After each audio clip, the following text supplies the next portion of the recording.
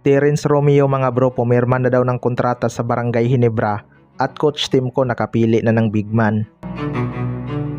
So isa nga sa mga pinakamainit ngayon mga bro itong pagiging free agent ni Terence Romeo.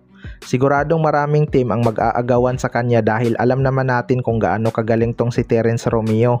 Nagpakita pa nga ito ng magandang laro sa Tira Perma Jeep last season. Pero ayon nga sa source mga bro ay pumirma na daw ng kontrata sa Barangay Ginebra itong si Terence Romeo. Well, para sa akin mga bro, magandang addition talaga tong si Terence Romeo sa lineup ng Barangay Ginebra kahit loaded na ang kanilang guard position. Di naman hamak na mas magaling itong si Terence Romeo kaysa sa ibang guard ng Barangay Ginebra. Pwede nga nila itong maging go-to guy dahil ito talaga ang kulang sa Barangay Ginebra aside sa big man. Ang magiging tanong lang dyan mga bro ay kung hanggang saan ito magiging healthy dahil ang dalingan nitong ma-injured mga bro at di niya talaga nasulit ang kanyang stint sa SMB dahil sa injury kaya isinama na lang ito sa trade package.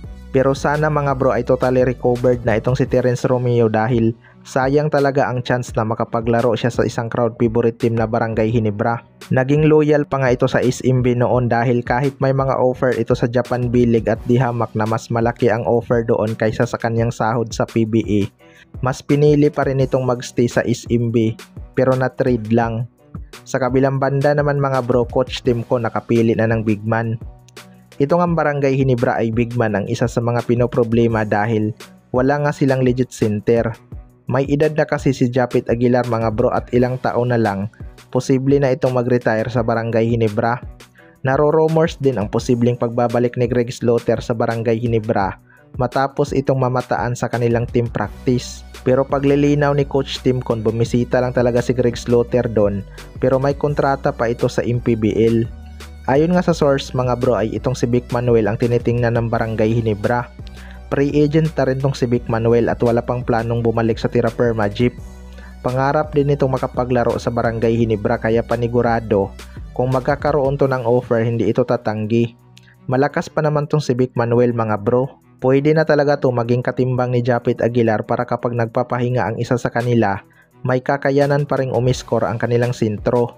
Malakas nga mga labaw sa ilalim itong si Vic Manuel mga bro na pwedeng pangpaluwag sa spacing ng Barangay Ginebra. Kapag naging threat sa ilalim itong si Vic Manuel, maraming ang shooter ng Barangay Ginebra ang ma-open beyond the arc. Kaya sana makuha talaga ng Barangay Ginebra itong si Vic Manuel mga bro para magkaroon na ng katulong si Japit Aguilar sa ilalim. Simula mawala si Sistan, humina talaga ang frontcourt ng Barangay Ginebra. Kaya hirap na hirap sila sa mga contender na team. Kayo mga bro, ano masasabi nyo tungkol dito?